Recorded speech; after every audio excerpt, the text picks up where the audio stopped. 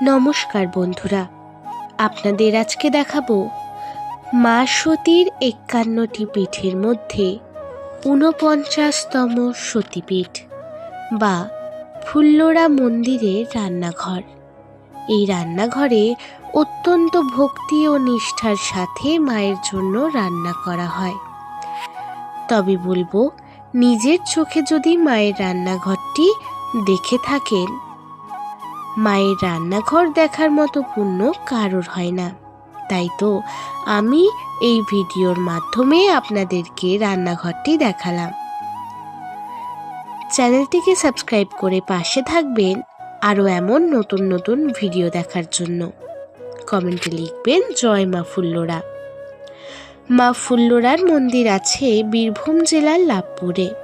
এই মন্দিরের ইতিহাস শীঘ্রই নিয়ে আসব। তবে চলুন দেখে নিই মায়ের রান্নাঘরটি।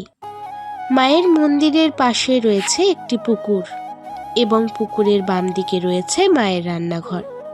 এখানে নিত্যদিন মাকে ভোগ রান্না করে নিবেদন করা হয়। মায়ের জন্য রান্না করা হয় মাছ, মাংস, ডাল, ২ রকমের সবজি, চাটনি, ৫ রকমের ভাজা। তবে এক এক দিন এক একটি পদ মায়ের জন্য রান্না করা হয়। আপনি যদি মা ফুল্লরার মন্দিরে চেয়ার টেবিলে বসে ভোগ খেতে চান, তবে আপনাকে দিতে হবে ৪৫ টাকা। মায়ের মন্দিরেই কুপন কাটতে পারবেন এবং মাটিতে বসে যদি ভোগ খেতে চান, তবে আপনাকে দিতে হবে ৪০ টাকা। এবং আগের থেকে কুপন কাটার দরকার নেই। যেদিন পুজো দিতে যাবেন সেখানেই পেয়ে যাবেন আপনাদের কুপন। তবে কিভাবে পৌঁছাবেন মা ফুল্লরার মন্দিরে, সেই নিয়ে শীঘ্রই ভিডিও আসছে। দেখতে ভুলবেন না কিন্তু ভক্তির সাথে।